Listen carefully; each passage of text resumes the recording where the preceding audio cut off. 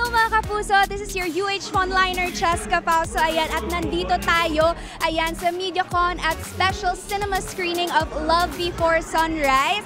Ayan, ang kinaaabangan na teleserye, of course, pagbibitahan ng ating kapuso, drama king Dennis Trillo, and of course, our box office queen, Bea Alonzo. At since I'm part of the cast as Mutya Domingo, ako bahala para sa all access ninyo for today. Tara, let's go! Bukod sa mga bida na sina Dennis Trillo at Bea Alonzo, present din ang buong cast na sina Andrea Torres, Sid Lucero, Vince Maristella, Chef Jose Sarasola, Seth Cadayona, Vanessa Del Moral, Rojun Cruz, Isay Alvarez, Matet De Leon at Jackie Lou Blanco. Nai-insecure ka ba? Baka nga insecure ako. Ano po ba yung katangian ni Kuya Dennis kung bakit nasabi natin siya yung king of drama? He's very hardworking, he's very professional. May magic siya sa screen eh. Alam mo yung bagay na hindi mo maipaliwanag, he really has this charm on screen. He was just born to be a star.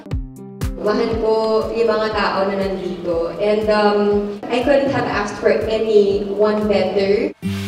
Ano naman kaya ang say ni Dennis sa kanyang leading lady na muli niya makakatambal after 20 years? Bukod sa galing niya at sa magagandang projects na nakuha niya, siguro more than that, yung pagmamahal niya sa fans niya. Sobrang warm niya sa mga fans. Gusto niya, meron siyang parang personal touch.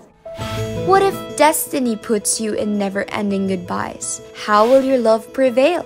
Yan ang sasagutin ng mga karakter ni Bea at Dennis sa kwento. Pero in real life, naniniwala ba sila dito?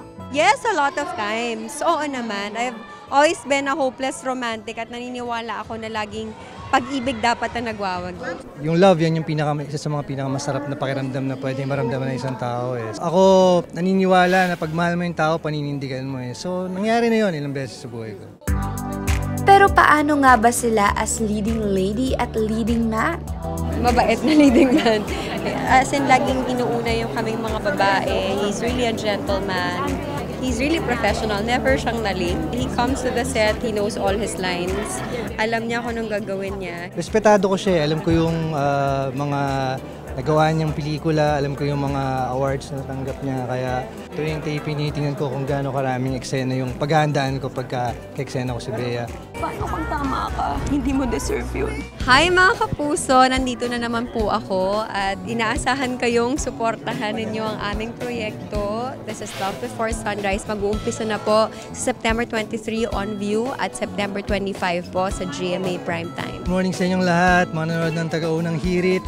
Abangan niyo po Love Before Sunrise. Mapapanood niyo na, malapit na sa GMA on September 25. GMA Primetime po yan.